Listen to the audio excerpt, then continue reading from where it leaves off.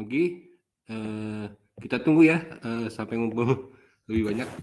Kita mulai jam 9.36 lah ya. Kita tunggu 3 menit aja. Sebenarnya kan dari tadi ya 9.30.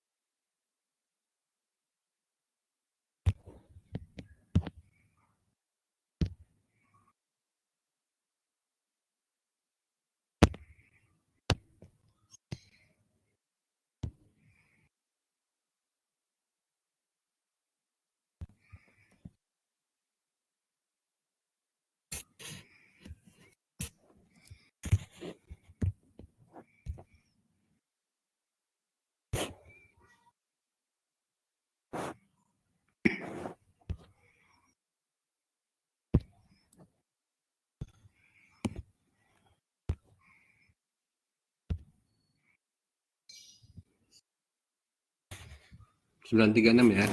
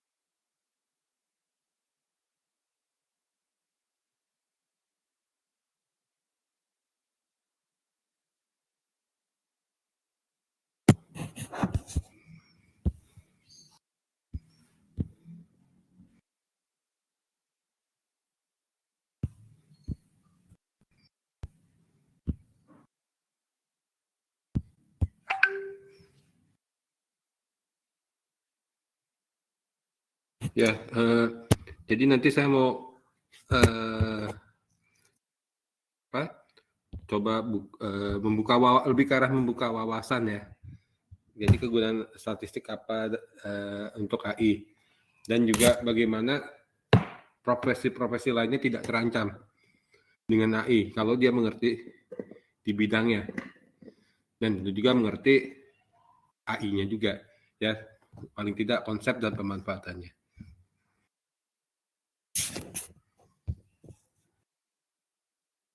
Bentar ya, 1 menit lagi supaya lebih banyak yang masuk ya. Oke, udah kita mulai. Nah, oke, selamat pagi. Assalamualaikum warahmatullahi wabarakatuh. Ya, kita akan coba membahas tentang peranan ilmu statistik dalam artificial intelligence ya. Di sini ada yang dari ilmu sosial seperti ekonomi gitu ya, hukum gitu ya. Adakah?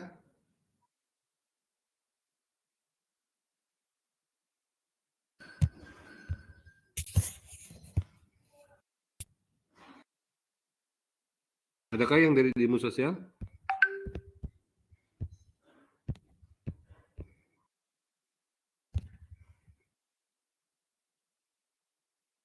Nggak ada ya? Oke, nggak apa-apa. Nggak ada yang dari hustler hipster yang nggak perlu eksak? Ada?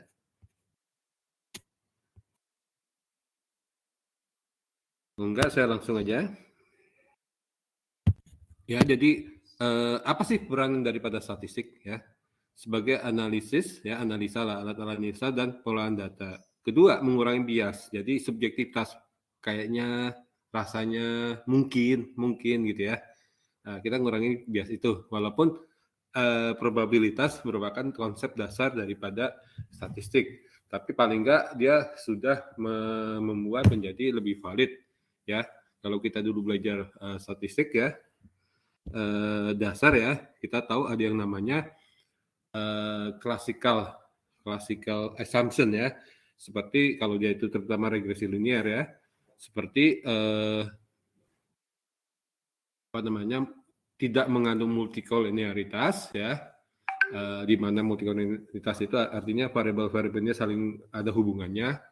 Kan Y memprediksi X1, X2 itu memprediksi Y ya sebagai dependen ya, independennya. Tapi ternyata antar variabel X-nya atau independennya ada korelasinya ya, ada hubungannya. Jadi namanya multicollinearity.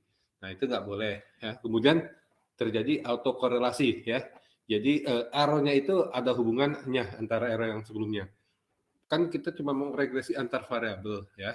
Kok bisa ada hubungan antar errornya ya, ada pola di error. Error itu kan artinya kita kalau memprediksi ya tidak pas. Yang tidak pas itu kan ya error gitu ya. Error itu bisa positif kalau lebih besar daripada yang diduga, atau negatif kalau lebih kecil daripada yang diduga ya, sehingga bisa plus minus. Nah, error itu ya makanya kalau dalam statistik nggak dijumlahkan. Kalau dijumlahkan itu bisa nol ya.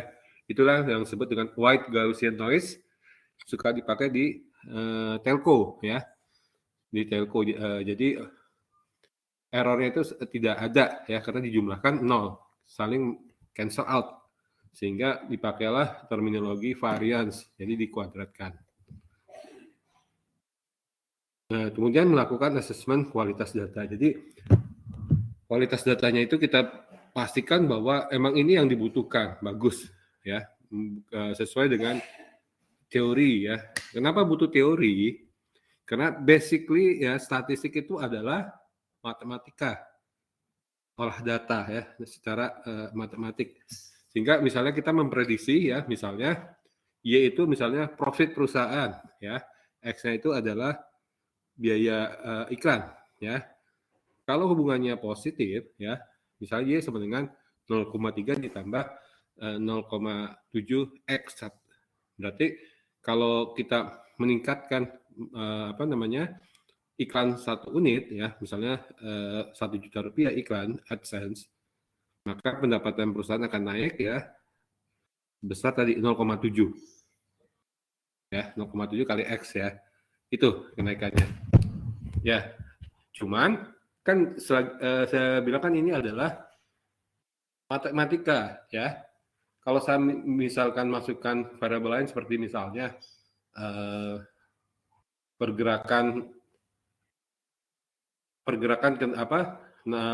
tanah atau hujan ya, atau migrasi daripada burung-burung yang nggak ada hubungannya, bisa nggak ada korelasi positifnya, bisa aja, namanya juga angka ya. Kita masukin apapun akan diproses ya, sehingga kita tahu bahwa statistik juga punya alat untuk menjustifikasi assessment data apakah ini bisa dimasukin atau tidak ya. Itu biasanya makanya statistik itu harus basicnya teorinya apa, mau menerangkan tentang apa. Jadi nggak sembarangan data itu kita masukin ya, walaupun kelihatan positif tapi atau negatif tapi nggak ada hubungannya ya, nggak ada hubungannya. Oke, ada yang mau ditanyakan sampai sejauh ini? Kalau enggak saya terus ya.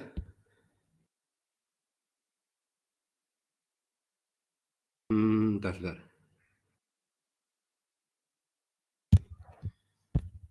Ya, statistik ya juga telah menyediakan alat dan asumsi yang telah terbukti berjalan dengan baik. Ya, contohnya adalah untuk ini persamaan regresi. Ya, saya ngulang-ulang sesuatu yang baru ya, yang lama untuk refresh, terutama anak-anak di sini saya anggap sudah ngambil statistik ya dasar, baik itu dari eksak maupun dari sosial ya. Jadi sebenarnya kita seharusnya ya kalau orang itu mau belajar ya ilmu sosial, notaris, seniman ya, nggak usah khawatir oleh NFT, nggak usah khawatir oleh blockchain, as long as they know the artificial intelligence concept ya, dan tahu cara mengaplikasikannya di sini. Ya, jadi sebenarnya itulah yang dimaksud dengan Industry 4 ya. Industry 4 itu adalah konsep daripada AI ya digabung dengan orangnya ya. Jadi AI itu harus make things better ya. Mantranya kan better, faster, cheaper ya. Sehingga orang itu harus bisa beradaptasi di situ sehingga kepake ya. Kepake menjadi kalau di Jepang istilahnya Society 5 ya, Society 5. Jadi orang lingkungan masyarakat yang bisa mengutilisasi Industry 4, apalagi di sini terlebih adalah artificial intelligence. Ya, jadi nggak usah khawatir ngambil jadi pengacara, nggak usah khawatir jadi akuntan ya, nggak usah khawatir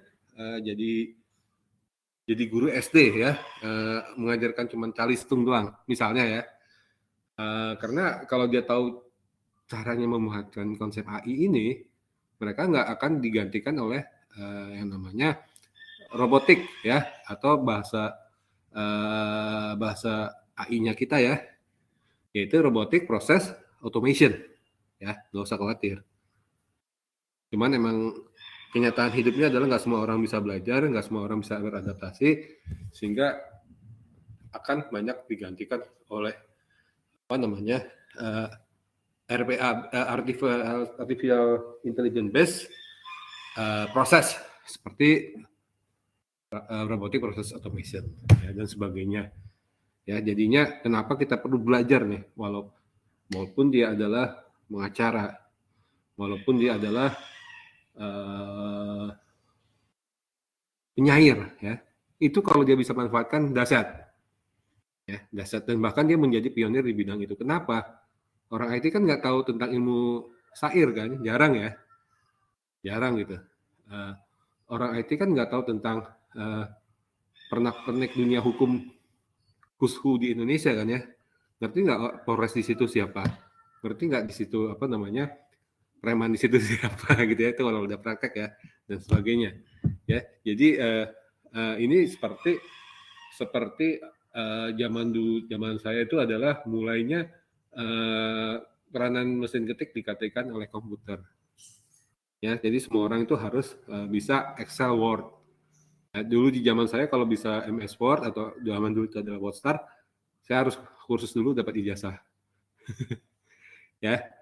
Jadi di sini saya ingin membuka pikiran bahwa statistik itu terpakai, bahwa itu profesi apapun tetap terpakai ya, tetap terpakai, tidak dilindas oleh AI.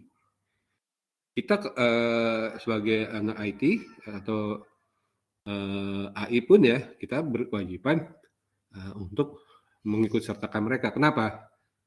Yang bayar mereka loh, gitu ya. Terus kedua adalah yang pakai barang juga dia. Emang kita mau pakai barang tentang apa namanya tentang pandangan hukum, lihat pasalnya banyak itu juga malas gitu kan. Kita bikin programmingnya. Dan ketiga adalah supaya pekerjaan menjadi lancar. Karena yang mengerti ilmunya hidden, yang belum didapati oleh orang IT adalah wisdom dan insight. Nah, pakai statistik ini bisa menggali insight-nya di situ. Ya, contohnya tadi secanggih apapun daripada neural network ya, mau sedip apapun, prediksi yang terbagus adalah yang kalau dia menyertakan statistik. Ya, kenapa? Dia sudah didiferensiasikan bahwa terutama oleh si Gauss ya, bahwa ini adalah errornya terkecil dari didiferensiasikan. Ya, kita tahu diferensiasi pertama itu adalah 0 dan diferensiasi keduanya adalah lebih besar daripada 0 ya. Itu adalah minimum, kalau kurang maksimum. Ya, kemudian dia udah buktikan bahwa ini linear ya. Dan tadi estimatornya tadi ya, variance-nya itu itu adalah 0 ya, atau white Gaussian-nya error-errornya yang tidak dikuadratkan kalau di total sama dengan 0. Ini kita harus tahu nih basic statistik ya. Karena akan banyak kepake, dan kadang-kadang tanpa program pun saya bisa menerka ya. Ini terutama untuk Bayesian network ya. apakah ini barangnya ini buahnya ini warnanya A atau apakah ini buah A atau B atau C, ya, tanpa saya bikin programming. Kalau saya ngerti tentang prinsip misalnya probabilistik, prinsip tentang bias. Ada yang mau ditanyakan sebelum saya jalan lagi?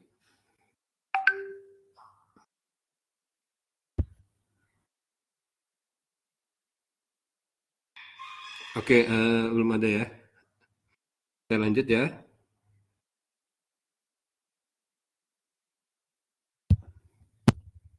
Nah, ini saya bilang kenapa dia sudah bikin maksimum, minimum, karena persamaan Grenier di sini ya, dia sudah turunkan. Ya, jadi ini ya, ini dikurangin ini kan artinya nggak pas ya. Ini kan dia kuadratkan, ya dikuadratkan, kemudian dia turunkan. Nah, dari persamaan itu ada seperti ini. Ya, jadi orang-orang statistik sudah memakai lebih susah lagi ya, yaitu matrix differential equation. Ya, differential equation tapi bentuknya matrix.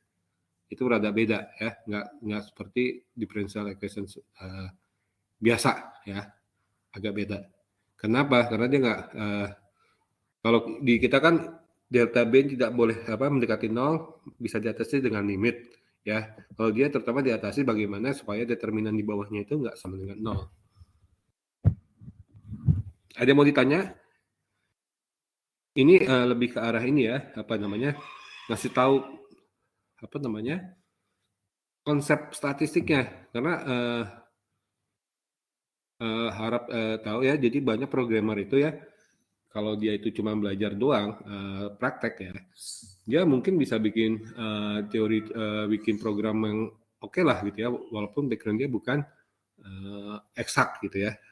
Banyak kan orang yang suka bikin program-program website dan sebagainya, ternyata lulusan sastra, ternyata nggak sekolah, karena dia senang. Tapi khusus artificial intelligence ya, nggak semudah itu. Kenapa? Karena dia harus tahu konsep statistik. Dia harus tahu konsep-konsep beberapa hal ya, sehingga dia bisa baca outputnya. Ya, dia bisa baca output dan dia bisa mengerti maksudnya ini apa. Ya, jadi kenapa itu lebih bagus model ini daripada yang lain? Kenapa acceptance ratio, rejection ratio-nya harus seperti ini dan sebagainya. Sehingga pergerakan, misalnya robot kita bergerak itu kira-kira nanti bakal ke kanan, atau track yang sudah dilalui oleh robot kita adalah lewat sini, lewat situ. Ya, contohnya adalah lewat hidden Markov model ya, dan sebagainya. Ya, jadi kalau kita udah ngomong di AI ya, nggak mungkin kita bisa ngerti lewat praktek doang, karena seneng doang ya. Tapi kita juga harus belajar matematikanya, statistiknya ya. Tanpa itu kita nggak ngerti apakah ini udah benar atau enggak. Indikasinya kan dari ini, dari output daripada analisa banyak statistik. Oke, saya lanjut.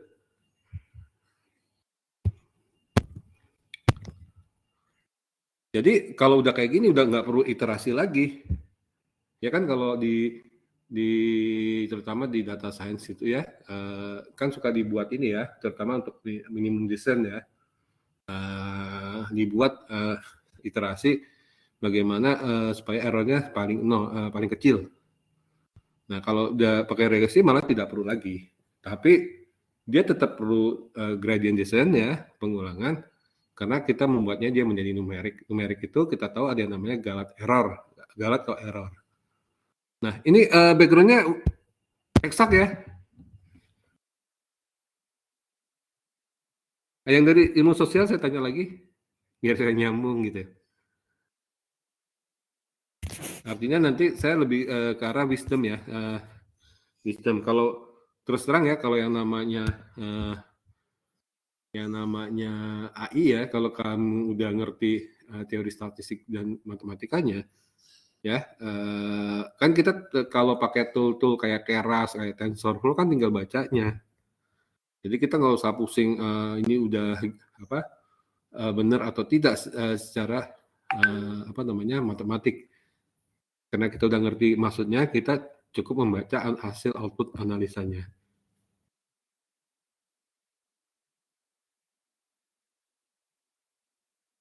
Oke, saya lanjut lagi ya.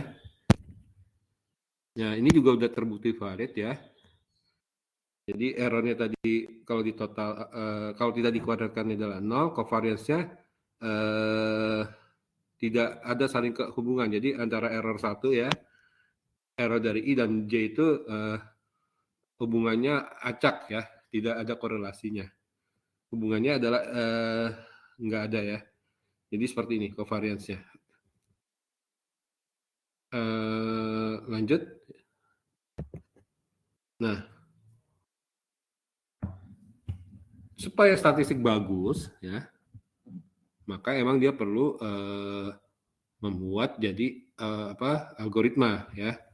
Nah, jadi dia nambahin algoritmanya gitu ya. Jadi intinya adalah membuat sum of standard error ya menjadi minimal melalui algoritma pengerobangan. Contohnya dengan gradient descent ya. Ya, kan proses literasi konstan dan koefisien prediksi bisa diotomasi melalui pengaturan learning rate. Kalau errornya bertambah ya berarti sudah di stop. Jadi posisinya adalah ketika errornya tidak bertambah. Udah tahu kan ya tentang gradient descent ya? Ini kan kuliah kamu cuma 1,5 jam tuh nggak bisa tanpa ngajarin statistiknya gitu ya. Tapi saya cuma mau ngasih tahu kalau statistiknya itu yang perlu dimengerti sih hanya gini doang gitu. Karena kita itu kalau jadi terutama programmernya adalah memanfaatkannya. Makanya kalau orang-orang cuman senang bikin program di AI ini nggak bisa bikin program dengan baik. Kecuali dia belajar tentang statistiknya dan matematikanya. Dan juga terutama aljabar linier ya. Karena dia akan bersangkut paut dengan ini apa namanya?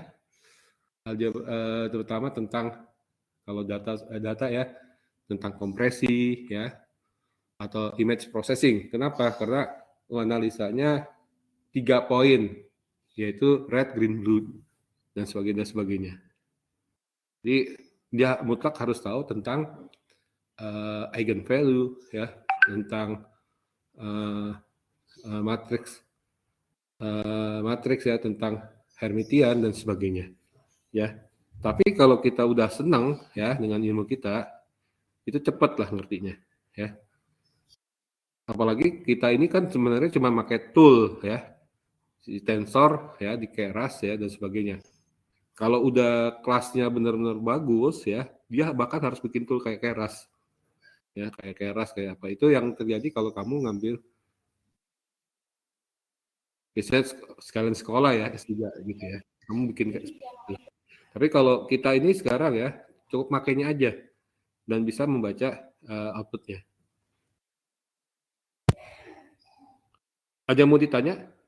Ada yang mau tanya sebelum saya lanjut?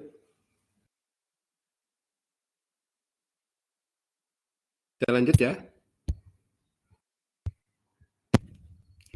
Nah, satu hal yang udah lama juga dipakai ya di dunia statistik adalah Bayesian statistik ya.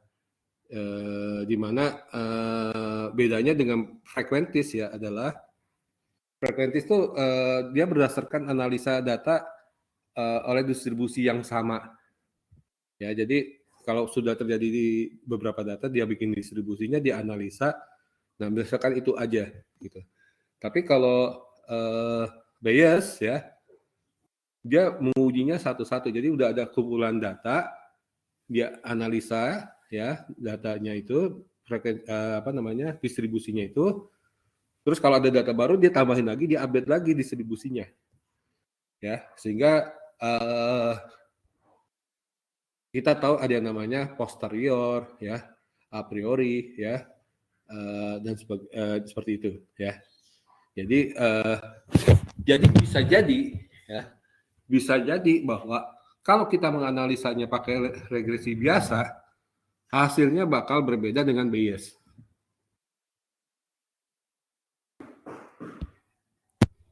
Oke, ya. Jadi kita sebagai programmer, kita sebagai sistem analis, kita tahu bahwa kalau mau memprediksi sesuatu alat, gitu ya, kita tahu kapan pakai toolnya. Kok ini nggak bisa gitu ya, memprediksi dengan bagus. Error nih, pasti nggak benar nih programnya dan sebagainya. Nah itu kan fatal banget ya. Ternyata kalau untuk yang sifatnya dinamis, misalnya pergerakan robotik virus ya, yang dia pergi kemana-mana, partikel yang kemana-mana dan sebagainya, itu nggak bisa pakai regresi begitu aja, ya, nggak bisa pakai frekuensi begitu aja, tapi dia harus pakai yang namanya Bayes. Ya, kalau Bayes itu lebih ke maksimum likelihood ya, artinya prediksi dengan probabilitas tertinggi itulah yang dipilih. Kalau frekuentis dia lebih memilih menguji dengan probabilitas standar ya, biasanya pakai Z-score gitu ya. Untuk berapapun data yang akan datang dia pakai itu aja. Tapi kalau si Bayes akan selalu mengupdate-nya. Ya, jadi kalau kamu nggak tahu statistik, gimana bisa bikin programnya gitu. Jadi statistik adalah sesuatu yang esensial ya, terutama untuk orang yang bergerak di bidang AI. Jadi kalau dia itu programmernya hebat, bisa bikin back end, front end, full stack. Tapi kalau udah menyangkut AI, apalagi optimasi, ya, apalagi pattern recognition, pasti nggak bisa gitu kalau dia nggak tahu statistiknya. Pasti ngawur ya. Jadi kan kayak kenapa ngawur ya? Karena dia nggak ngerti seperti tadi yang saya bilang yang di awal perkuliahan webinar ya. Misalnya Y itu adalah penjualan, X itu adalah iklan. Kalau X1 ya, misalnya kalau saya masukin X2-nya itu adalah kenaikan populasi serangga gitu ya, apa hubungannya? Nggak ada hubungannya. Tapi kalau dia ngerti teori marketing ya, dia bisa pakai itu untuk memprediksinya. Ya, dia bisa pakai X-nya itu adalah iklan, dia bisa nambahin X2-nya itu adalah sales force ya. Dia bisa nambahin X3-nya itu adalah misalnya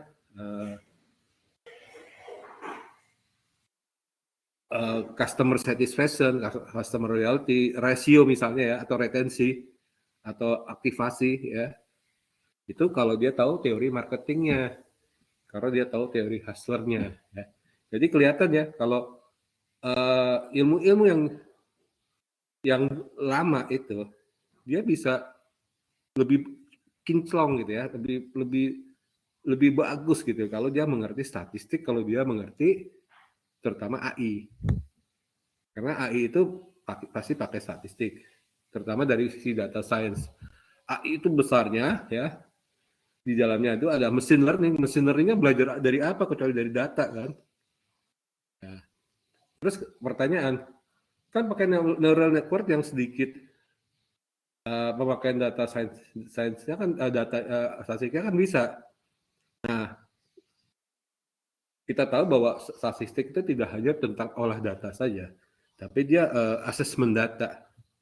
Ya, jadi misalnya ini image processing, ya nanti kita mau cari apa nanti jadi apa gitu ya. Misalnya pemakaiannya untuk menghitung mencari plat nomor polisi.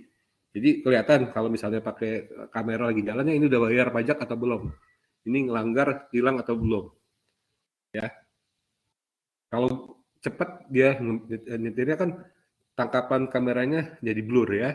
Nah itulah peran daripada artificial intelligence untuk memfilter. Tapi kalau datanya adalah data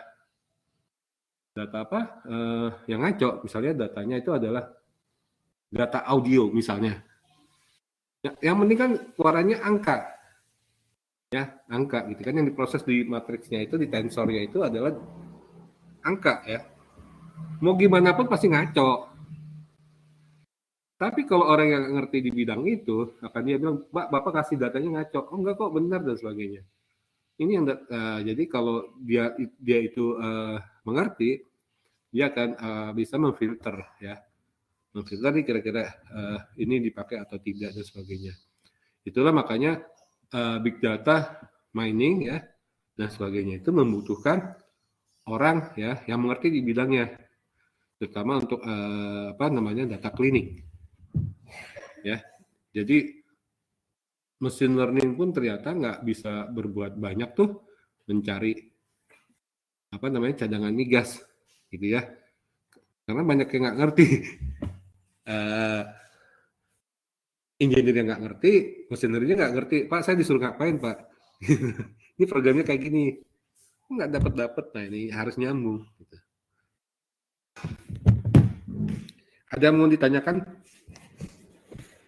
teman-teman? Jadi saya sarankan kalau statistiknya belum kuat ya, belajarnya itu paling gampang di SOM series ya, baru meningkat.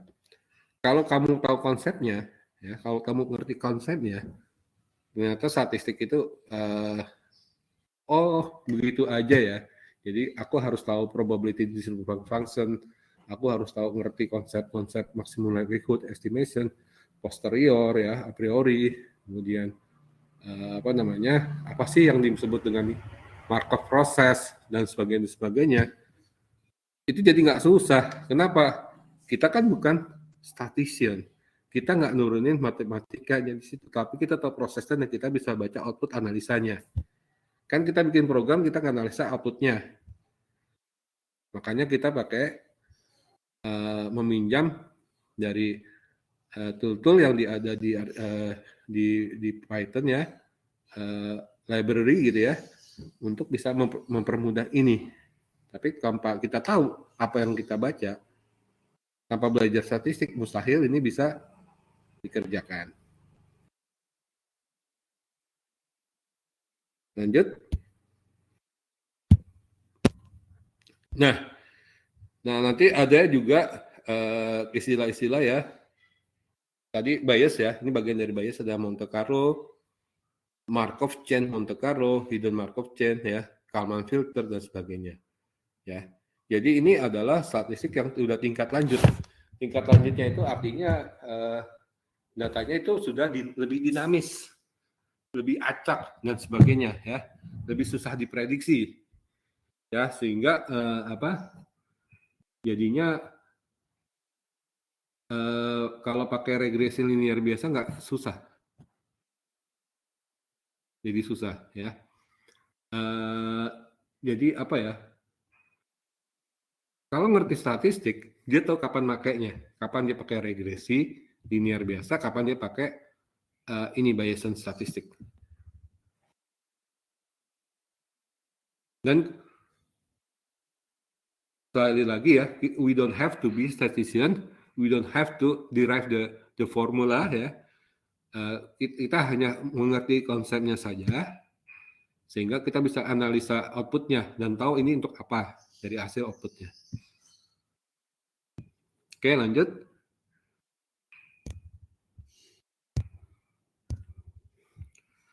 Ya, ini adalah contoh Kalman filter ya.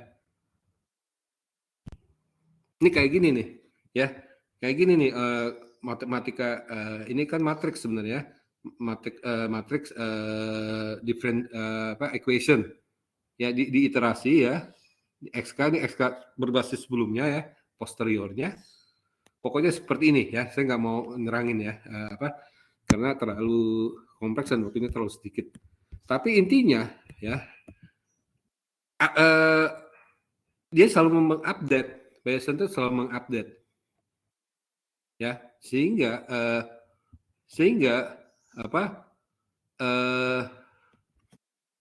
ya saya besarin lagi ya. Ini adalah XK-nya ya. Nah, ini adalah XK itu maksudnya sekarang. Ini berdasarkan data sebelumnya. Ya, data yang sekarangnya itu setelah diupdate oleh Bayes ya, proses gitu ya, sehingga menjadi seperti ini. Ya, jadi ini XK tapi berdasarkan yang udah diupdate di sini. Atau I boleh ya. Maksudnya itu adalah iterasi yang sekarang. I kurang 1 itu hasil iterasi sebelumnya atau K kurang 1. Ya. Jadi intinya kalau pakai apa namanya? Kalau pakai bias ya, dia akan selalu mengupdate. Kenapa harus mengupdate? Karena datanya dinamis. Maksudnya dinamis sih apa? Ingat, kalau kita regresi linear ya, kan dia cuma garis lurus aja. Ya. Tapi kalau misalnya deteksi daripada virus atau deteksi daripada partikel atom yang menyebar kemana-mana, arahnya kemana-mana, kan garis lurus tidak bisa men-trace dengan tepat. Tapi dengan adanya Kalman filter, dengan adanya bias ini, garisnya bisa belok-belok. Ya, ngikutin. Dan semakin dia variance tinggi, semakin dinamis, semakin bagus dipakai. Jadi kita harus tahu konsepnya. Dan kalau udah apa namanya ngerti konsepnya ini jadinya nggak susah ya. Kenapa? Karena kan kita bukan statistician ya, kita cuma baca outputnya aja dan kita harus ngerti istilah-istilahnya aja dan analisa dari situ. Jadi misalnya ya, kalau regresi itu kan, misalnya kita mau regresi X1, X2, X3, X4, mana yang bisa diterima variabelnya apa X1, X2, X3, X4. Kita hanya lihat probabilitasnya saja. Kalau probabilitasnya kurang daripada 0,05 ya, maka H0 ditolak ya. Berarti secara regresi X1, X2, X3 yang ditolak itu ada hubungannya dengan Y. Ya, kita kan nggak usah uji autokorelasi dengan Durbin Watson dan sebagainya ya. Kita tahu bahwa ini sudah bagus secara klasik linear assumption, sudah memenuhi gitu ya, sudah memenuhi daripada regresi yang best linear unbiased estimator. Udah best, sudah paling bagus ya. Unbiased artinya errornya tadi 0, tidak ada hubungan antara satu dan yang lain. Udah baca gitu aja. Kita kalau udah ngerti maksudnya ya udah selesai. Lainannya adalah mainan software ya. Entah itu kalau di aplikasi ya SPSS gitu ya. Tapi kalau mau langsung pakai Python yang berhubungan dengan langsung, biasanya kita pakai R kan ya. Seperti itu. Ada yang mau ditanya? Nah ini sebenarnya kalau yang saya ajarkan itu statistik itu ilmu komputer itu asal nggak salah ada 4 ya. Pertama tentang regresi dasar, kemudian time series ya, panel data, di situ udah masuk logistik regression ya. Kemudian kita bisa masuk yang namanya hidden Markov chain ya, Monte Carlo, hidden Markov chain, Monte Carlo, Markov chain Monte Carlo, ya. Atau dimasukin lagi dan tadi yang kayak seperti ini Kalman filter, ya. Tapi kita sebagai orang yang di bidang itu jangan terlena sama yang namanya canggih gini, karena ini apa ya, nggak mesti pakai ini gitu ya, nggak mesti pakai ini. Kalau datanya biasa aja nggak terlalu dinamis, pakai regresi juga beres, pakai gradient descent juga beres gitu ya.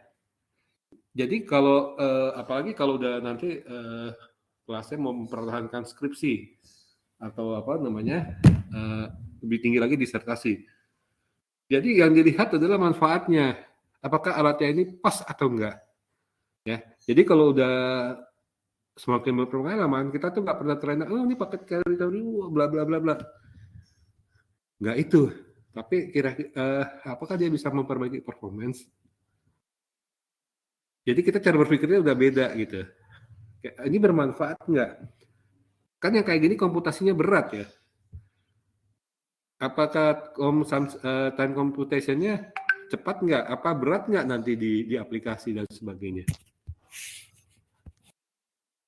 Ya, jadi seperti itu.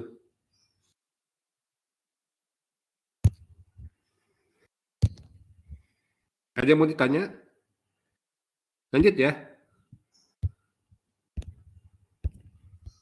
Nah, ya jadi masalah dari data science terutama adalah ketidakpastian representasi ya. Ada keterbatasan mesin learning dalam implementasi migas dan lain-lain. Ini saya udah bikin ya, lebih jauh ya. Ya, jadi ini ya, ini yang sudah dipakai di migas ya. Kebetulan saya konsultan juga di bidang energi ya. Jadi kita kalau ngomong harus ada jangan katanya, kata siapa ya. Jadi ini contoh-contoh pemakaian artificial intelligence di migas ya. Ini sebelah kanan referensinya yang ngomong ini ya. Jadi dia misalnya predicted rate of penetration ya. Drilling ini untuk drilling terutama migas atau geothermal. Ya, ini ya pakai shallow neural network. Pakai multiple linear regression biasa ya. Pakai ANN, principal component analysis dan sebagainya nih ya, SVM ya, deep learning classifier ya. Tapi hasilnya tetap tadi seperti dibilang di situ tidak pastian representasi ya. Jadi datanya nggak bisa berhasil memprediksi dengan baik di manakah tersedia cadangan migas. Ya. Tidak pastian parameter ya. Jadi ini masih bingung ya. Jadi walaupun pakai teorinya orang petroleum geologi masih nggak bisa dengan tepat bisa mencari di manakah itu cadangan migas yang potensial ya, ekonomis ya. Sehingga ini menunjukkan bahwa keterbatasan mesin learning dalam implementasi ya di sini ya, panas bumi ataupun migas ya. Sehingga kita lihat nih bahwa praktisi dan ahli tidak dapat digantikan. Ya. Jadi apa? Kawan-kawan yang bekerja di bidang eksak non IT, misalnya teknik mesin, ya, kemudian teknik kimia atau sarjana hukum, ya, ataupun ekonom dan sebagainya, nggak usah khawatir, ya, kehilangan pekerjaan, ya, karena secanggih apa ini pun masih belum bisa memecahkan permasalahan. Artinya apa? Si orang-orang non IT itu harus membuat suatu model yang lebih tepat lagi berdasarkan pengalaman dia. Apakah bisa digeneralisasi pengalaman dia bikin program baru? Nggak semudah itu. Kenapa? Karena untuk lapangan migas terutama ya, field yang satu bisa berbeda dengan field yang lain. Ya, jadinya expert ini masih susah diganti oleh AI.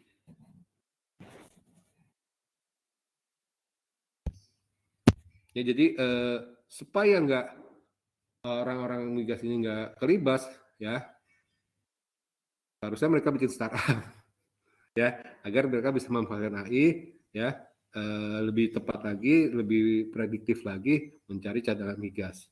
Atau orang teknik kimia ya, bagaimana membuat obat, bagaimana mengubah emisi CO2 yang berbahaya menjadi sesuatu yang bermanfaat. Nah itu kan sebenarnya harus banyak reaksi macam-macam. Ya reaksi macam-macam itu bisa dibantu oleh simulasi daripada AI.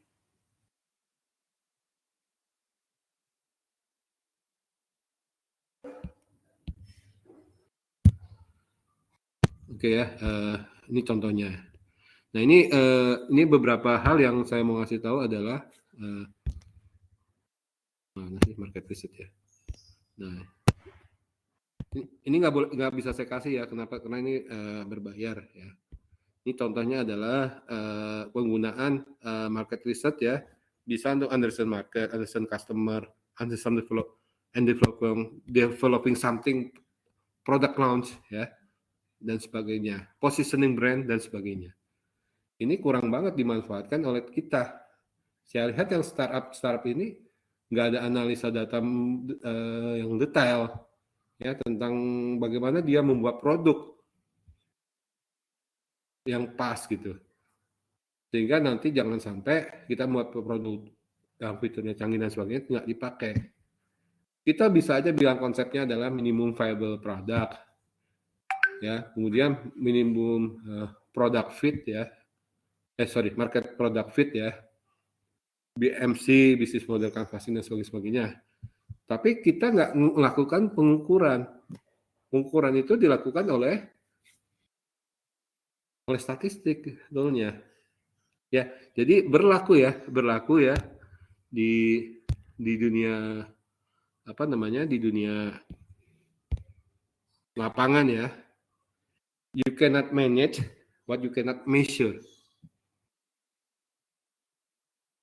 Nggak bisa kita pakai insting tuh nggak bisa. Oke bisa, dia tuh canggih gini.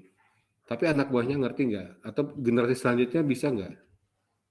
Kan itulah fungsi daripada kenapa kita itu mesti belajar, bikin modul dan sebagainya agar insight, wisdom ya, knowledge dan sebagainya bisa disebar. Dan ya sebar dalam bentuk modul yang orang ngerti, yaitu modul yang standar yang ditentukan di sini dikti ya, seperti itu.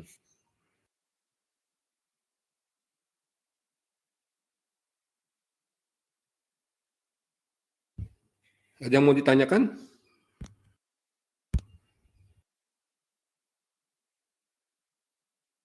Saya tunggu 2 menit. Ada yang mau ditanyakan? Jadi 10 ini jam berapa di sini? Yang di sini agak beda ya. 1 menit ya, saya tunggu ada yang mau ditanyakan.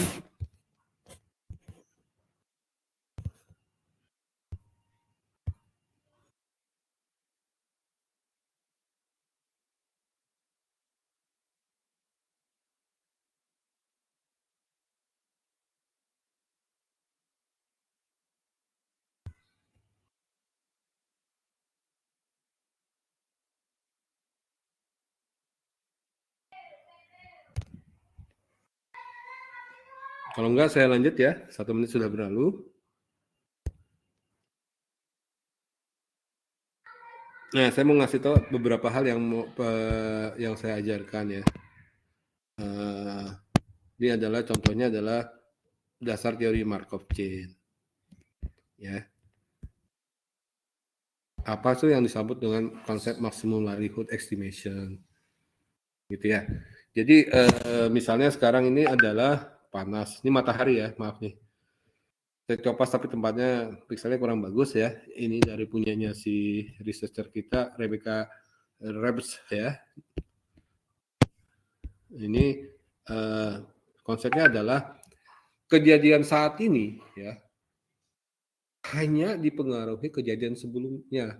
Satu, misalnya hari ini Jumat itu hanya dipengaruhi hari Kamis. Rabu nggak mempengaruhi, kacau ya. Rabu nggak mempengaruhi, Selasa nggak mempengaruhi, Senin nggak mempengaruhi. Kita tahu yang namanya statistik ya.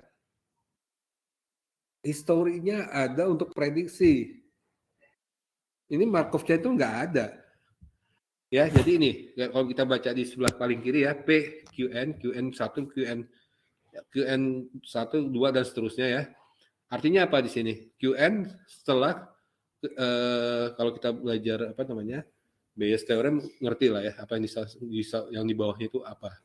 Dengan syarat yang di bawah itu sudah terjadi. Ya. Ini ada kejadian dari 1, 2, 3 hari sebelum N. N itu hanya perlu diperhitungkan N sebelumnya. Jadi Jumat ini hanya dipengaruhi hari Kamis. Besok Sabtu dipengaruhi Jumat ini. Ya. Jadi ini maksudnya apa di sini ya? Ini adalah probabilitasnya kalau dari sekarang panas ke panas itu 80%. Kalau besoknya hujan itu 5% ya. Kalau besoknya mendung itu 15%. Ya jadi apa namanya? Inilah konsep maksimum likelihood estimation. Kemungkinan paling banyak yang terjadi itu apa? Apakah dia itu panas, hujan, atau mendung? Ya. Jadi kalau kita udah belajar kayak gini, udah nggak terlalu susah gitu ya, kalau udah ngerti. Ya. Karena kan nanti programmer itu, kita kan di sini bukan statisin ya. Akhirnya pakai aja kok. Pakai aja gitu ya. Ya, engineering kan gitu ya. Jadi kita itu terutama engineering ya, kita hanya memakai model-model yang sudah disediakan oleh pionirnya. Pionirnya itu biasanya anak-anak MIPA. Ya, dia masih tahu tentang teori elektromagnetik, teori fisika panas dan sebagainya. Kita makainya dalam bentuk dinamika, dalam bentuk teori elektromagnetik, dalam bentuk transmisi telekomunikasi dan lain-lain. Ya, kita hanya pakai aja. Jadi programmer hanya pakai yang sudah dibuat oleh statistician. Ini konsepnya beda ya. Jadi konsepnya yang sekarang itu berdasarkan kemarin. Ya. Nah ini contoh ya. Jika hari ini cerah, ya cerah itu artinya sunny. Maka berapakah besok cerah dan lusanya hujan? Ya, berarti sekarang itu adalah, lihat nih, adalah Q1 ya. Q1 itu adalah sunny ya. Q2 di sini hujan ya, kan sesuai dengan ini ya. Apa namanya? Yang ditanya ya. Lusa. Jadi Q1 itu sekarang apa namanya? Panas, sunny. Besok cerah, sunny, berarti kan sekarang Q1, Q2-nya adalah panas, lusa 2 hari kemudian, kalau sekarang Q1, 2 hari kemudian adalah Q3, hujan, ya. Maka kata si Markov, ya, kejadian sekarang itu hanya tergantung kejadian besok. Besok hanya terjadi kejadian sekarang. Berarti apa? Kejadian yang lusa hanya terpengaruh oleh kejadian kemarin ya. Jadi kejadian apa? Hujan ya. Ini kan hujan hanya dipengaruhi oleh kejadian cerah ya. Makanya di sini ya Q3 Q2-nya ini ya dikali dengan hujan kali Q2 aja. Ya, Q2 aja. Nah, terus kemudian kalau Q1-nya panas, besoknya panas ya. Kan hanya Q2-nya hanya dipengaruhi oleh Q1 ya. Berarti Q2 probabilitas kalau Q1-nya kemarinnya itu atau besok panas hanya dipengaruhi kalau sekarang panas gitu. Ini yang disebut dengan Markov assumption. Kalau sekarang panas besok panas ya atau cerah, kita lihat di sini berapa persen. Kalau sekarang panas, besoknya panas, tomorrow kan, berarti 0,8. Ya, kalau sekarang panas, besok hujan, berapa persen? Panas besok 0,05 ya, berarti 0,04.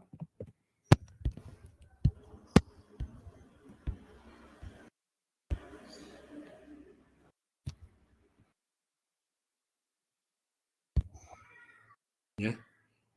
Jadi cuman kayak gini aja ya, kita tahu apa cara menjejak robot. Berapa kemungkinan robot, misalnya misalnya apa namanya, drone kita hilang misalnya. Ini kira-kira dia kemana nih? Ini bisa pakai kayak gini. Ini kan cuman cerah gitu ya, hujan mendung. Bisa diganti dong. Kalau saya bilang ini kemungkinan kanker, kemungkinan dia sehat dan sebagainya. Ini adalah dasar daripada bioinformatics. Ini salah satu contoh ya, nggak mesti bioinformatics saja. Jadi kalau tahu konsep ya cuman gitu doang gitu. Ada contoh yang bagus juga nih ya dari hasil saya ngajar juga. Sebentar ya.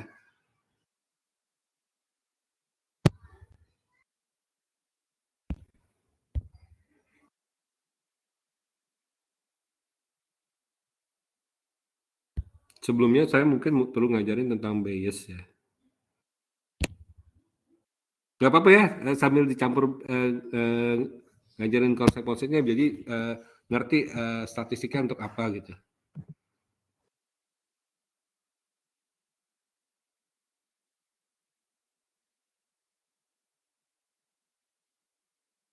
Jadi sebelum kita ke bias, kita harus ngerti dulu konsep probabilitas. Gak apa-apa ya. Jadi biar karena saya anggap nggak semuanya tahu tentang konsep bias. Cuma nanti saya mau ngasih tahu ya bahwa dengan konsep kayak ginian doang, saya udah bisa bikin Bayesian network analysis di apa namanya untuk AI atau untuk alat sensor produk pertanian, otomasi pertanian.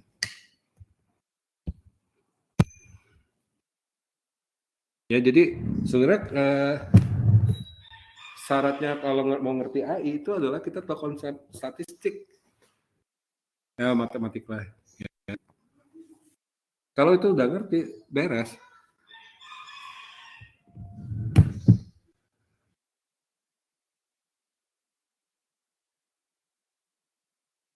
Oke, saya mulai ya.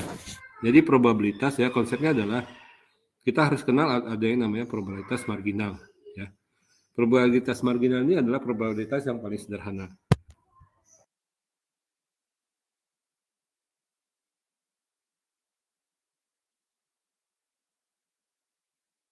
Ini adalah probabilitas yang paling sederhana ya. Ya jadi dia itu terjadi tanpa menimbulkan kejadian yang lain. Ya. Nah,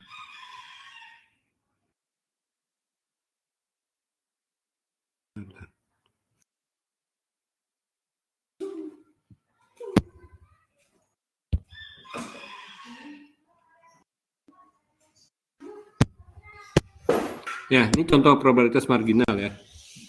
Misalnya ada di suatu perusahaan ya. Perusahaan itu terdiri dari lagi membuat apa namanya program insentif karyawan ya. Yang mendukung ya atau favor itu ada 15 cowok ya, 4 cewek. Yang menentang program insentif ya, mungkin dianggap kurang cocok atau kurang besar ya. Dari cowok ada 45, dari cewek ada 36. Ya. Jadi dari sini kita lihat ya, ada suatu perusahaan karyawannya ada cowok ada cewek dan mereka membuat suatu program insentif ya yang mengenai pendapat karyawan tentang insentif. Ada yang setuju dari pihak cowok 15, dari pihak cewek 4, dan seterusnya ya. Terus probabilitas marginalnya gimana? Kalau ngomong tentang gender ya, berarti gender itu apa? Cowok cewek ya. Berarti di perusahaan itu 60% cowok, 40% cewek. Nggak ada hubungannya sama pendapat, nggak ada hubungannya. Jadi ini tentang gender ya tentang gender. Tentang pendapat ya tentang pendapat, nggak ada hubungannya sama yang lain. Itu adalah probabilitas marginal. Yang setuju berapa persen? 19%. Yang nggak setuju 81%. Nah, ini adalah yang disebut dengan probabilitas marginal. Ada yang mau tanya?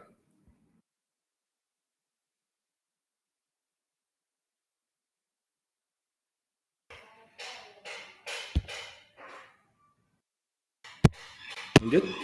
Nah, kemudian probabilitas bersyarat. Nah, ini yang tadi ya, di tempat saya tadi ya, tentang di bawah ya. Yang kayak tadi karena contoh di Kalman filter ya, atau dari Q tadi ya, kejadian hujan, panas gitu ya, di bawahnya. Itu kejadian itu sudah terjadi.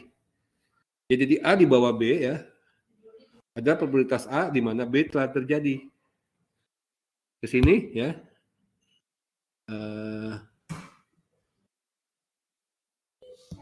Di sini ya. Q3 adalah ya, baca di sini adalah berapakah probabilitas Q3 jika Q1 dan Q2 sudah terjadi? Oh, kalau menurut Markov Q1 cuekin. Berapakah Q3 kalau Q2 sudah terjadi? Q1 nggak ada hubungan. Itu ya, kurang lebih gitu cara bacanya.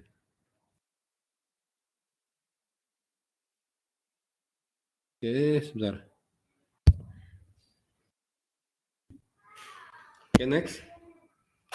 Nah, contoh probabilitas bersyarat ya.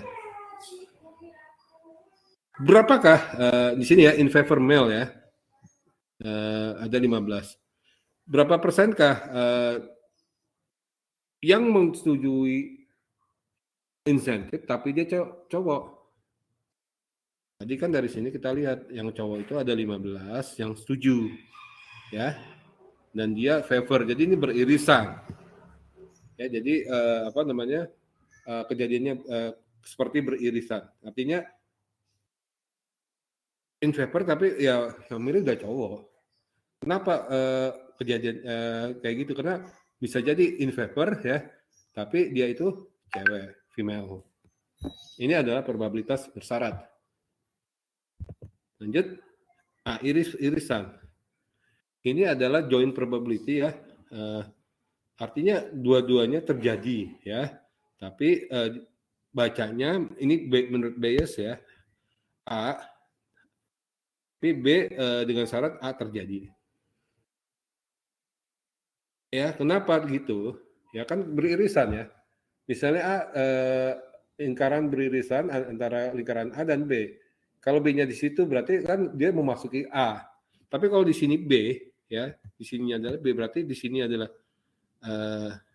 A, ya, tapi dia memasuki B, bisa dibalik-balik.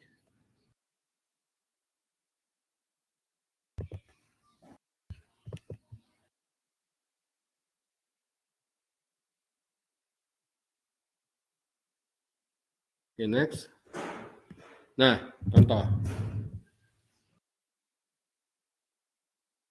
Misal ada karyawan yang diberi klasifikasi karyawan yang diberikan berdasarkan gender ya, jenis kelamin dan gelar kesarjanaannya ya. Jadi yang college graduate itu G itu male-nya ada 7 ya. Yang not a college graduate ya, male-nya ada 20 dan seterusnya ya. Bisa lihat di sini.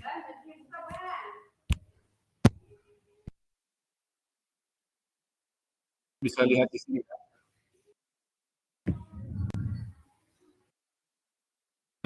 Lanjut ya. Jika salah satu karyawan diacak untuk menjadi anggota komunitas karyawan, ya, karyawan itu belum jelas nih gendernya. Lalu dikasih tahu, berapakah dia peluang karyawan tersebut adalah wanita dan lulusan perguruan tinggi. Berarti apa? PF female ya, P female, N atau irisan dia adalah G. Atau kita bisa tulis adalah PF. PF itu adalah apa namanya di sini probabilitas marginal kan ya. Di sini adalah probabilitas marginal kan ya. PF and G kan, probabilitas marginal. Dia itu G ya, tapi female ya. Jadi kita udah bisa lihat di sini ya female-nya itu adalah 13/40 kan. Dikali dengan graduate tapi dia female ya. Graduate tapi final adalah 4/11. Coba kita lihat ya. Ya. Sorry. 13/40, 4/13. 13/40 dari mana? Ya. Kan totalnya ini yang sederhana ya, F-nya ya. 13/40, terus G bawahnya female. Female-nya itu ada 13 orang total ya, tapi graduate jadi 4/13. Ya, jadi ya udah cuman gitu aja. Ya 13/40 kali 4/13 atau 10%. Itu adalah irisan.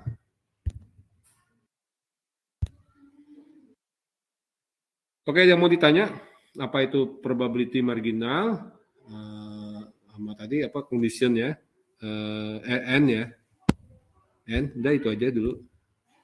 Ini join ya sama conditional. Marginal, kemudian conditional. Tapi tadi saya ngomong tentang ini dulu, apa multiplikasi.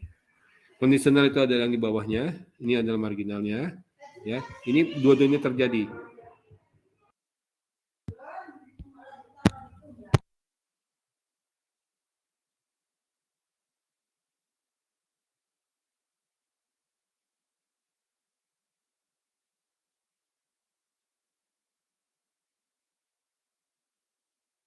Ya, selanjutkan ya. Saya cuma mau ngasih tahu kalau kamu ngerti tentang statistik itu jadi lebih mudah memahami tentang AI, gitu ya. Nanti bikin programnya, oh sebenarnya sih cuma gini doang, gue cuma ngambil probabilitasnya dari program itu, kan ada ditaruh di tabel ini ya, gue tinggal masukin aja ke sini bikin di program, jadi deh. Ini yang gue pilih nanti, gitu.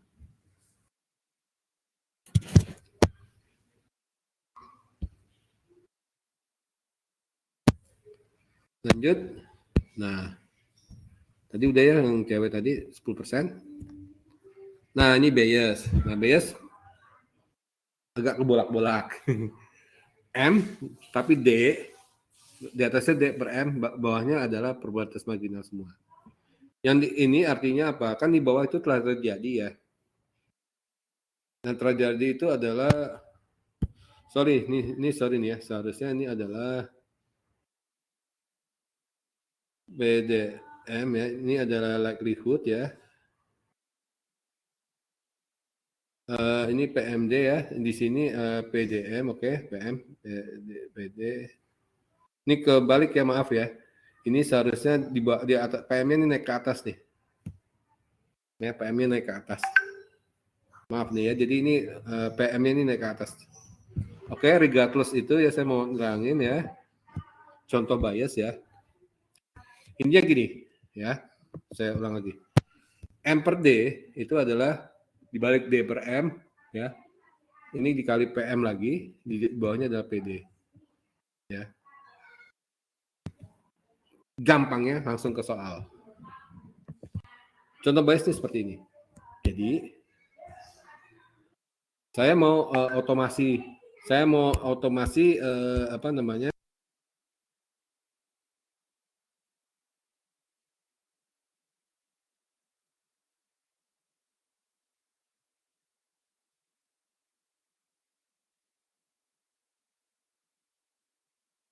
Ya, jadi sorry. Jadi ada seperti ini ya. Jadi kita ceritanya mau buat suatu otomasi berdasarkan bias. Kita mau pakai ilmu kayak gini doang. Maksudnya sederhana, cuman berdasarkan konsep himpunan, cuman berdasarkan apa numerator dan numerator ya, atas bawah aja kita bisa menyelesaikan suatu otomasi yang sulit. Ini contoh ya. Jadi kita learning dulu ya, masuk pabrik. Kita pabriknya itu mendapatkan banana ya yang panjang itu 400. Yang sweet itu 350 ya, yang yellow itu ada 450. Ya, totalnya banana itu ada 500. Orange nggak ada yang panjang. Ya. 300 other ya, other itu artinya buah-buahan selain pisang sama jeruk ya, itu 100. Jadi total buahnya itu ada 1000 ya. Yang panjangnya itu ada 500 ya. Yang manisnya itu ada 650, yang warna kuning ada 800. Tapi ingat di sini ya, orange-nya itu nggak ada yang panjang. Next-nya adalah, jadi pertanyaannya adalah ya, Enggak ini. Ya ini pertanyaannya adalah, jadi dia harus ngerti dulu ya. Berapakah kemungkinan buah itu pisang? Apakah dia itu orange? Apakah itu buah selain pisang selain orange? Kalau ada buah, ya kita menerka nih, ada buah. Buahnya itu panjang, manis, dan berwarna kuning. Ingat ya, manis, panjang dan berwarna kuning dimiliki semua karakter buah kecuali orange. Sekarang kita mau menerka nih, kalau ada buah panjang, manis dan orange dan kuning, apakah kemungkinan ada dia itu orange? Nggak mungkin, karena nggak ada satupun orange yang panjang. Nah, apakah dia itu banana? Kalau banana, kita lihat di sini ya. Lihat deh, ini kan adalah yang di bawah. Ini kan adalah ini kalau ini B, ini long ya. Berarti yang di bawah tetap di bawah marginalnya. Marginal yang banana naik tetap di atas ya. Jadi longnya naik ini banana, sweetnya naik, bawahnya tetap banana, yellownya naik tetap banana ya. Tadi ya long banana berapa persen?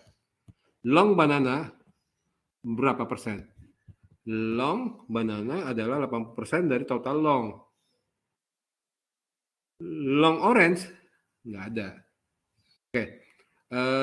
Sweet tapi banana adalah 350 per 650. Ya. Sorry. Long banana benar ya. Oke. Kemudian sweet banana, sweet tapi banana, ya, sweet ya tapi banana.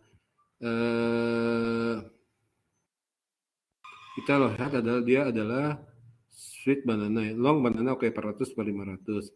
Oke, dia adalah 350 per 500. Kenapa 500? Sorry. Ini 400, ini 500. Bacanya gitu ya, karena ini di bagian banana ya. Jadi long tapi banana ya. Ini adalah 400 per 500. Tapi 400 per 500-nya bukan dari 400 per 500 di long ya. Karena dia yang di atas ya. Berarti 400 per 500, 80%.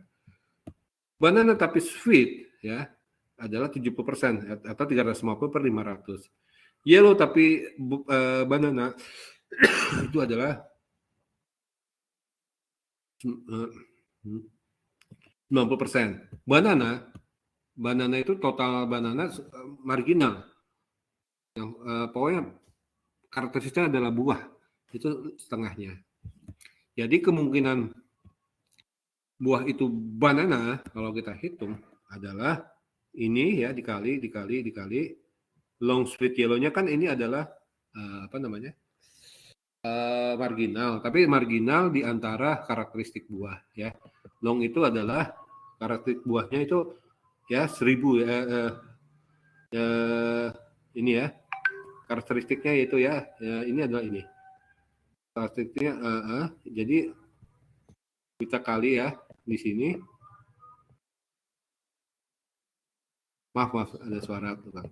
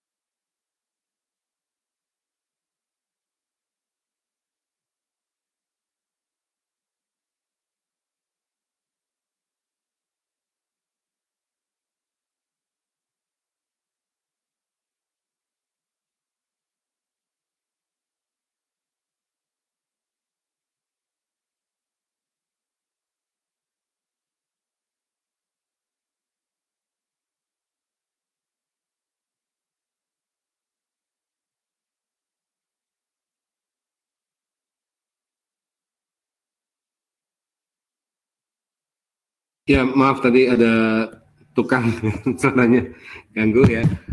Saya ulang ya, maaf ya.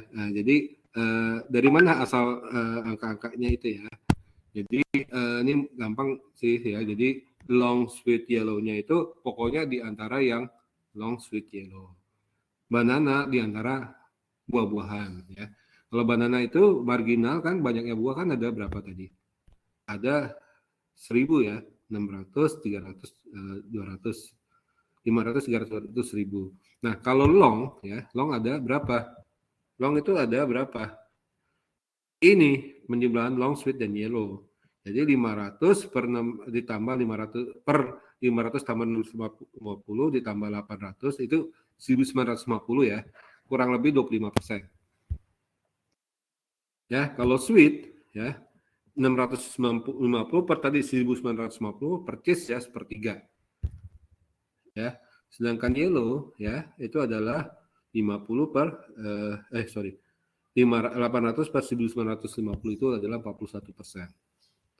Dengan demikian banana ya kemungkinan dia itu buah banana kalau dia itu panjang, sweet dan yellow itu adalah 0,252. Kalau dia orange kan nggak ada yang long ya, udah 0 aja. Nggak ada yang nggak ada yang panjang kan ya, 0 aja. Nggak usah dihitung ya. Mau dihitung boleh, tapi wasting ya, wasting time. Kalau udah ngerti. Kemudian kalau other itu juga sama ya. Ini lupakan ya, ini sama di bawahnya. Other itu kan dari total ya, yaitu dari total berapa total buah ya. Total buahnya itu other itu 200 per 1000 pasti 20%. Ya. Kemudian other ya long tapi other ya, long tapi other ya, kita lihat di sini ya. Othernya kan 200, long tapi other itu 100 per 200, 50%. Ini 50%, 75%, 25%. 50, 75, 25. Oke. Jadi hasilnya adalah 0,0185. Di sini ya, tadi saya bilang maximum likelihood estimation yang menduganya dari situ. Apakah pisang, orange atau other? Kita lihat bahwa yang paling maksimum kemungkinannya, estimasi kemungkinan paling tinggi, ya maximum likelihood estimation, itu yang paling tinggi adalah banana, karena dia nilainya 0,252. Inilah cara bekerjanya obat atau apa ya untuk bioinformatik. Apakah dia kanker dengan gejala-gejala ini, ini. Ini untuk buah, tapi untuk cancer, untuk corona, tes corona ya, kita tahu ada yang pakai AI ya dari UGM ya, dengan menghirup ya, kalau nggak salah dan sebagainya. Itu hitungannya gini aja. Tapi dia tentu perlu learning di sini.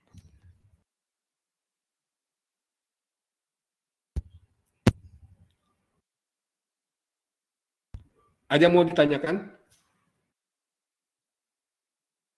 Jadi kalau udah tahu konsep statistik tuh asik deh. Apa? Oh gitu doang. Karena kita bukan statistician, kita cuma pakai doang. Gitu ya, pakai doang. Tapi kalau nggak ngerti apa yang dipakai ya, kan kita bisa jadi pembalap mobil tanpa harus menjadi montir mobil ya, tanpa harus menjadi produsen mobil ya. Itu maksudnya. Kita bisa memanfaatin mobil, kita bisa memanfaatin statistik untuk AI di sini. Oke, ada yang mau ditanyakan?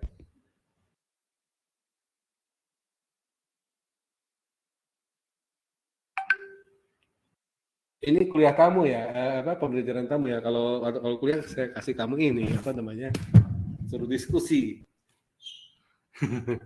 Saya suruh bikin grup terus kamu suruh presentasi. Angkanya pasti bagus. Kenapa? Saya ingin kamu bisa ngomong doang gitu dan mengerti aja. Kalau di perkuliahan saya. Karena kita di sini kan udah ada dosen ya dan sebagainya. Ini kita cuma lebih ke arah memanfaatkan waktu untuk bisa saling berkolaborasi, untuk saling belajar, ya, untuk banyak teman nanti ke atasnya jadi lebih gampang dan sebagainya lewat sini. belajar mengerti, presentasi, bikin teamwork, jadi kita tahu cara kerja dia kayak gimana dan sebagainya. Kita rekrutmen startup atau apa jadi lebih enak gitu, karena udah tahu tingkah lakunya. Ya, seperti itu. Oke, dia mau ditanya?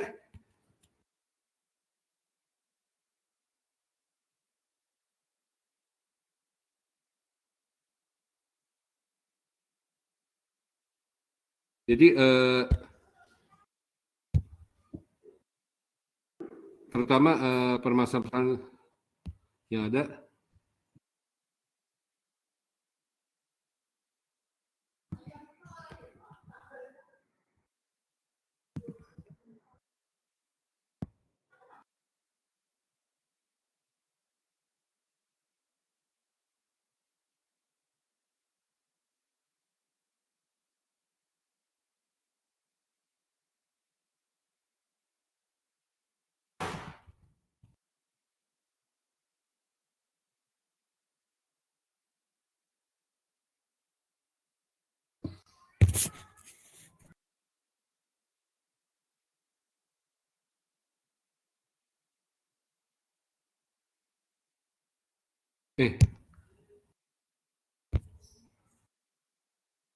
Saya juga mau nunjukin lagi ya, contoh-contohnya adalah, bentar ya.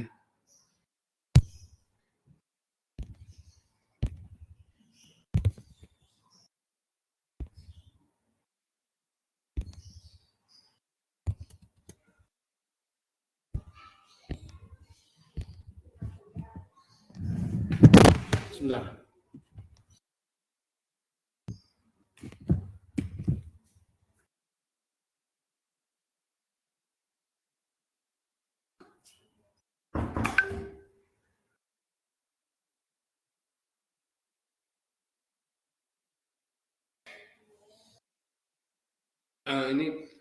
Ini adalah contoh yang saya kasih ya untuk market research ya.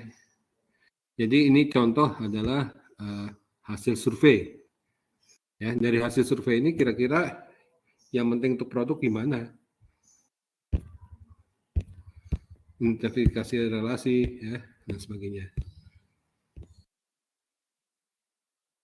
Jadi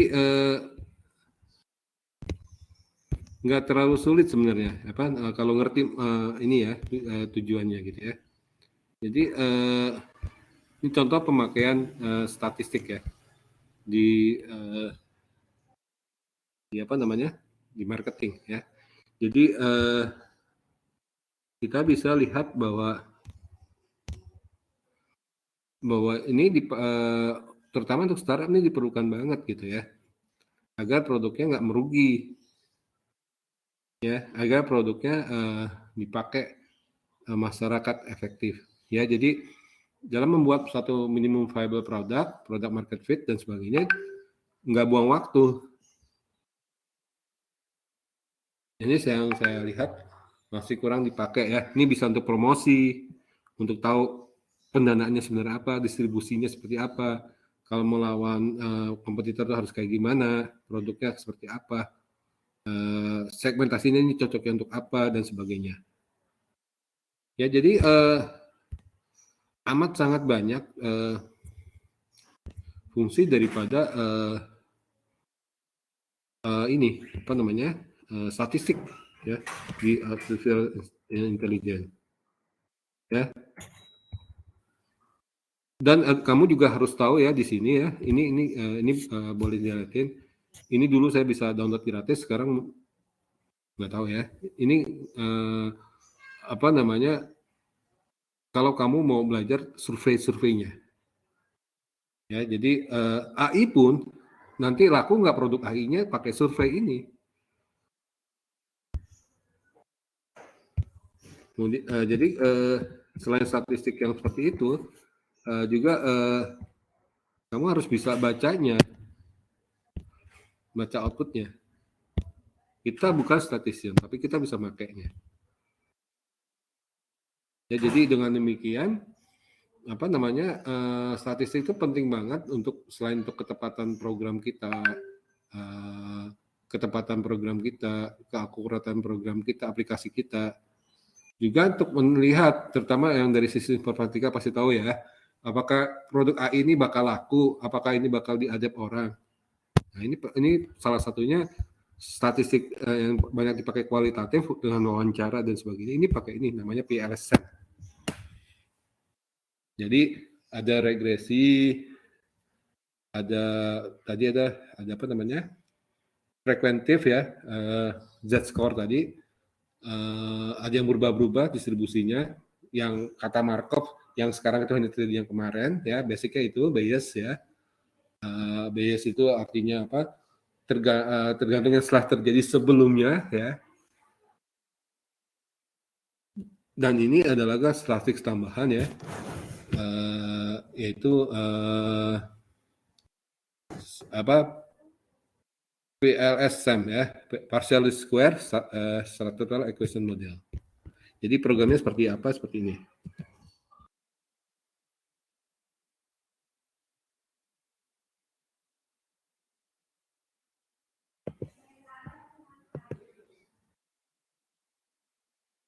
Bentar ya.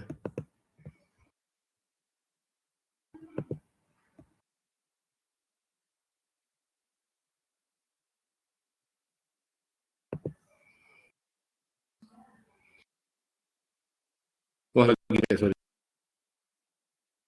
Lagi download dulu, bentar.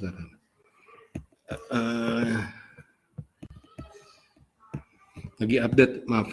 Ini contohnya ya. Ini udah beda lagi.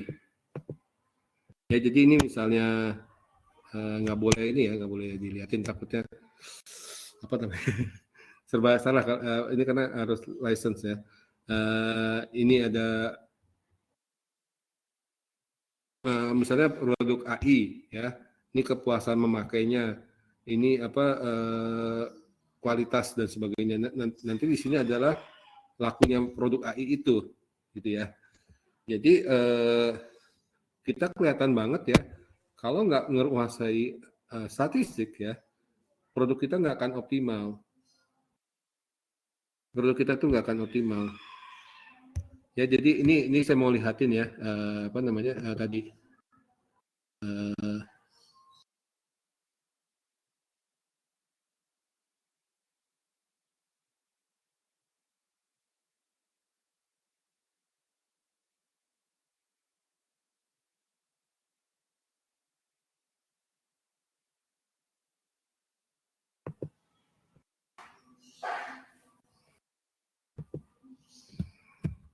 Aduh, keluar. Tar. Bisa keluar ya.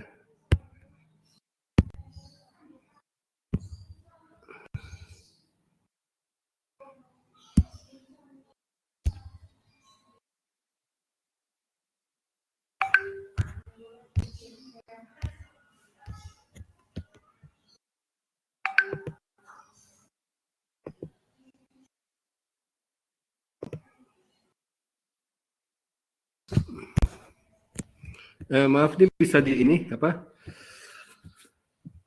Bisa di nih, susah nih apa? Kesulitan sharing. Coba ditutup dulu ya.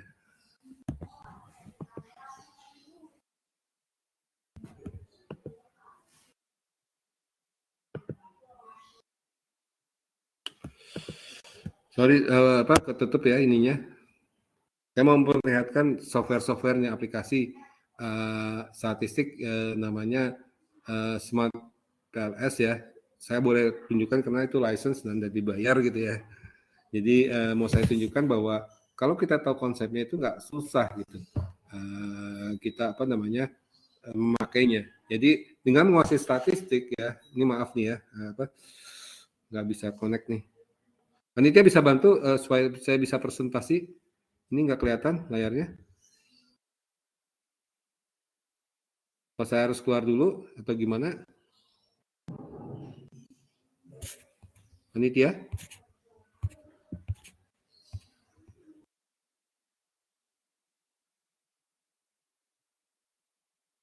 Mungkin mereka ada yang ini ya kedepak ya. Maaf ya sebelum for your inconvenience ya. Jadi intinya begini. Statistik itu kuasailah konsepnya ya. Kuasailah konsepnya karena nanti yang ngerjain tetap saja aplikasi. Kita tinggal baca outputnya. Ya, tinggal baca outputnya nanti digunainnya seperti apa. Jadi kalau kita udah tahu seperti itu, udah gampang gitu.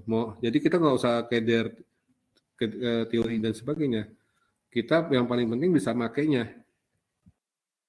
Ya. Dan ingat kalau kita bisa makainya ya, semua profesi itu aman dari otomasi robotisasi.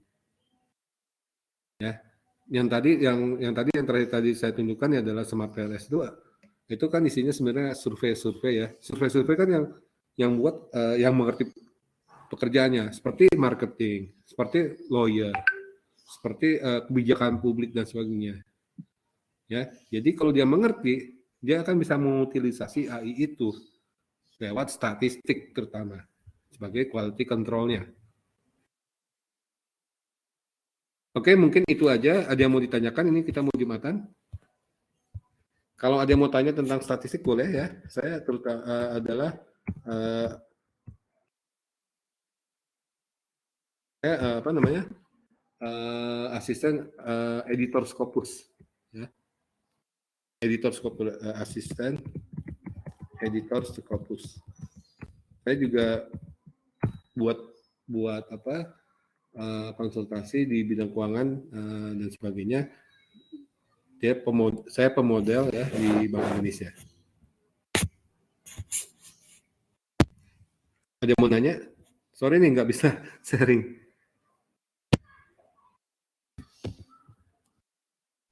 Ada yang mau nanya?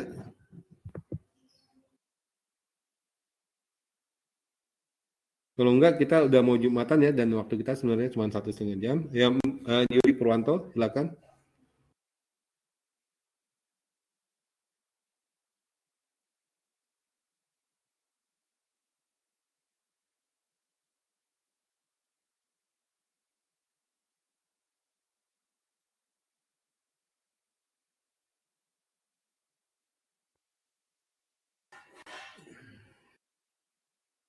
Novendi ya boleh.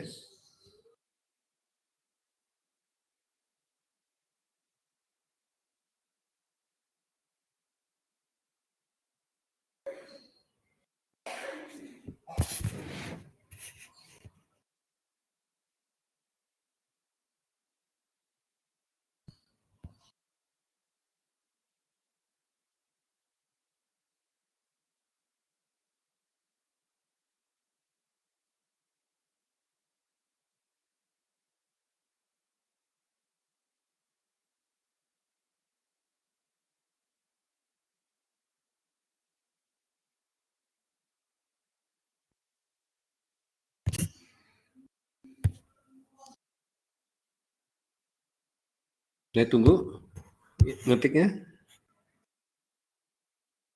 Contohnya banyak banget ya. Kan data science itu dalamnya statistik, Mas. Data science itu statistik dalamnya. Ya jadi saya lihatin, aduh nggak bisa ini ya share ini ya, nggak ada ini ya panitia ya. Katanya lagi keluar lagi mental kali. Contohnya ya itu pattern recognition lewat Cummins. Cummins kan itu tuh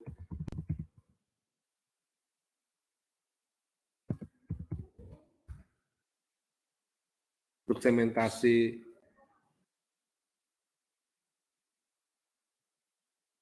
Jadi dia bikin namanya bikin segmentasi dari apa namanya misalnya untuk apa namanya untuk market profiling ya, misalnya bisa bayarnya berapa, usianya berapa, berapa.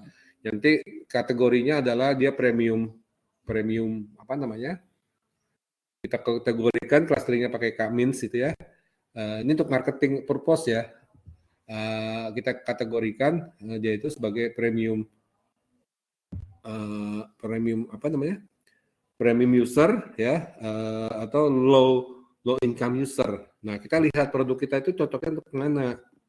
Jadi kita nargetin orang, jual advertensinya orang, attract orang itu nggak sampai salah sasaran. Jangan kita bikin produk mahal tapi ke orang yang low middle income. Taunya low middle income di mana? Dari hasil survei. Ya, dari hasil survei akan membuat akan diproyeksikan di suatu grafik yang isinya adalah income, yang isinya adalah usia dan sebagainya. Kita bikin profiling lewat Cummins clustering. Tapi kan itu harus berbasis teori marketing. Banyak banget. Itu colong satu di market. Banget. Bukunya ada ya. Bukunya apa?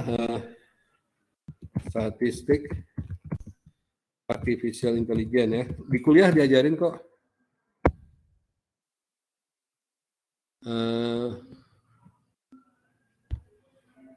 Ini contoh ya.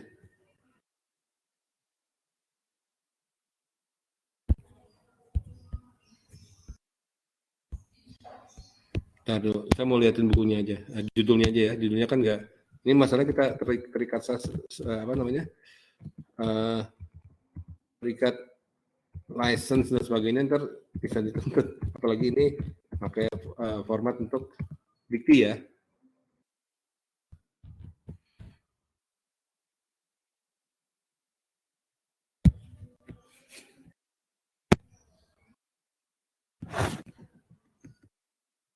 Nih yang contohnya.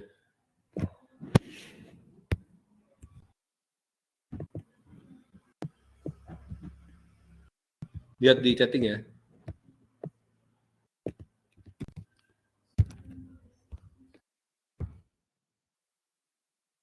Sayang saya nggak bisa ini liatin bukunya dan sebagainya ya.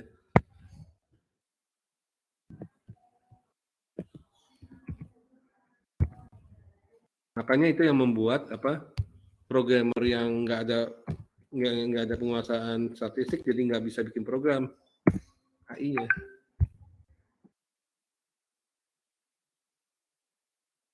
Karena dia nggak ngerti statistiknya.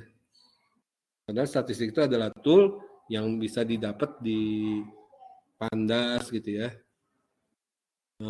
di TensorFlow ada juga gitu ya, dan sebagainya. Dia udah embedded.